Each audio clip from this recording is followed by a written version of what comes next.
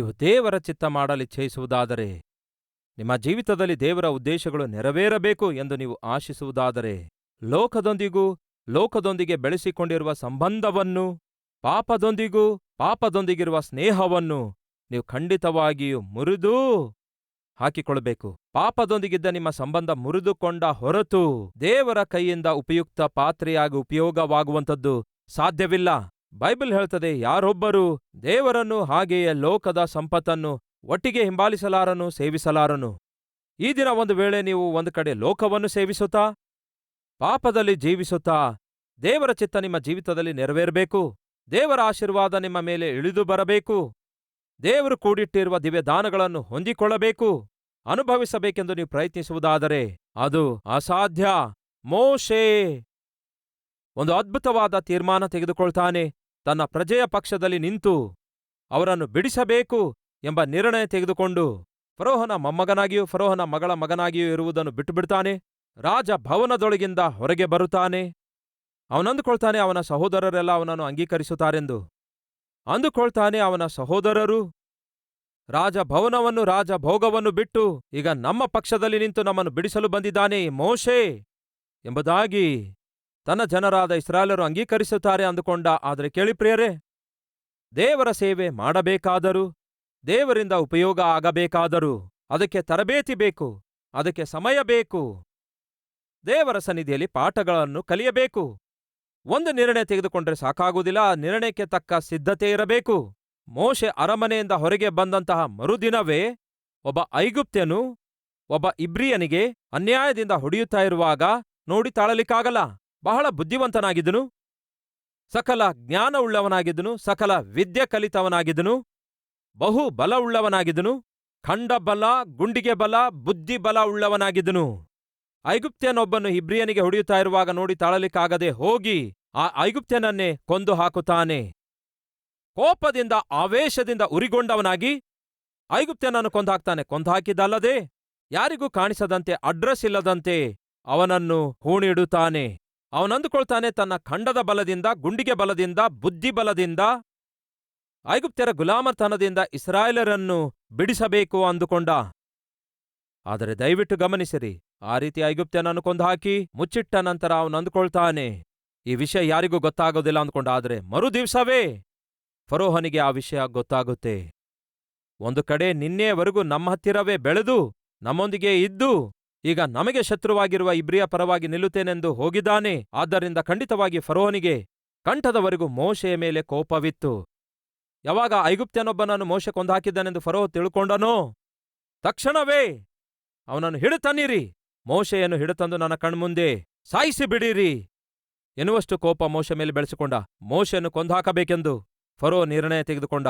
ಯಾವಾಗ ಫರೋ ಕೊಂದಾಕಬೇಕೆಂಬ ನಿರ್ಣಯ ತೆಗೆದುಕೊಂಡನೋ, ಮೋಶೆ ಐಗುಪ್ತ ದೇಶದಿಂದ ಓಡಿ ಹೋಗಬೇಕಾಯ್ತು, ಅರಣ್ಯದೊಳಗೆ ಓಡಿ ಹೋಗಬೇಕಾಯ್ತು.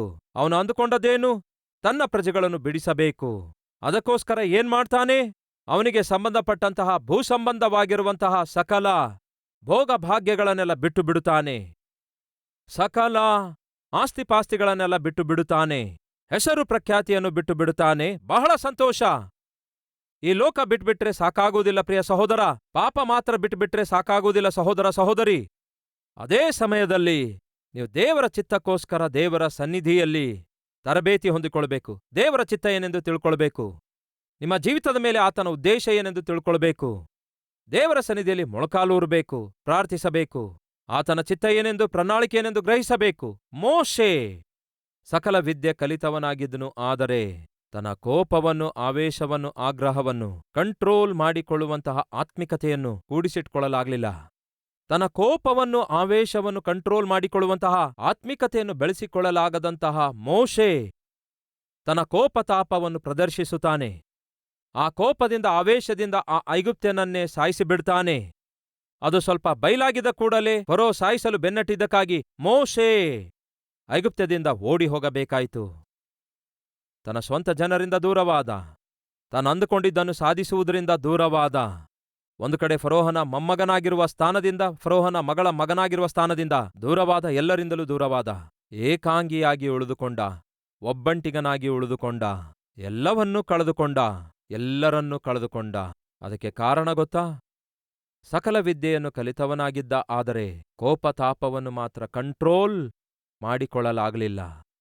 ನೀವು ಕೂಡ ಬಹಳ ಚೆನ್ನಾಗಿ ಓದಿದ ವ್ಯಕ್ತಿಯಾಗಿರಬಹುದು, ದೊಡ್ಡ ಕುಟುಂಬದಲ್ಲಿ ಹುಟ್ಟಿದ ವ್ಯಕ್ತಿಯಾಗಿರಬಹುದು, ಬ್ಯಾಂಕ್ನಲ್ಲಿ ಬಹಳ ದುಡ್ಡು ಬ್ಯಾಲೆನ್ಸ್ ಆಗಿರಬಹುದು, ಆಸ್ತಿ ಪಾಸ್ತಿ ಕೂಡಿಟ್ಕೊಂಡಿರಬಹುದು, ದೊಡ್ಡ ಮನೆ ಕಟ್ಟಿಕೊಂಡಿರಬಹುದು, ಬೆಲೆ ಬಾಳುವ ಕಾರ್ನಲ್ಲಿ ನೀವು ಪ್ರಯಾಣ ಮಾಡುವ ವ್ಯಕ್ತಿಯಾಗಿರಬಹುದು, ಬೆಲೆ ಬಾಳುವ ವಸ್ತ್ರ ಬೆಳ್ಳಿ ಬಂಗಾರ ಧರಿಸುವ ವ್ಯಕ್ತಿಯಾಗಿರಬಹುದು.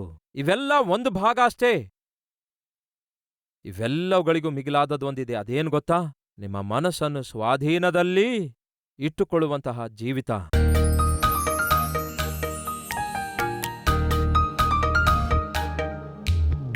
ಪರಿಶುದ್ಧನಾದ ತಂದೆಯೇ, ನೀವು ನಮ್ಮ ಸಂಗಡ ಇರುತ್ತೇನೆಂದು ಮಾತು ಕೊಟ್ಟಿದ್ದೀರಿ. ಇದನ್ನು ಬಿಟ್ಟರೆ ಇನ್ನೇನು ನಮಗೆ ಬೇಕು? ನೀವು ನಮ್ಮ ಸಂಗಡ ಇದ್ರೆ ಅಷ್ಟು ಸಾಕು ದೇವರೇ.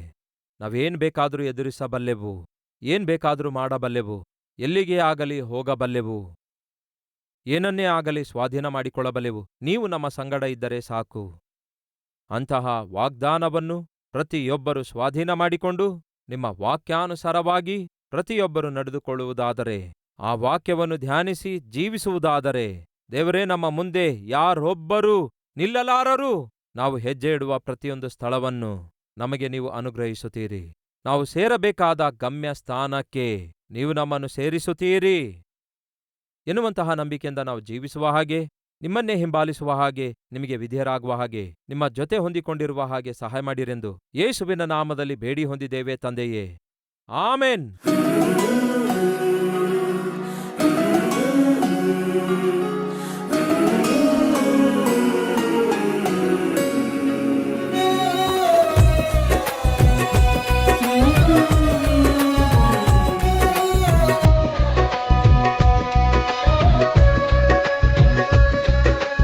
ದಿನ ಸಾರಿದ ಸಂದೇಶ ನಿಮಗೆ ಆಶೀರ್ವಾದಕರವಾಗಿರುವುದಾದರೆ ಲೈಕ್ ಮಾಡಿರಿ.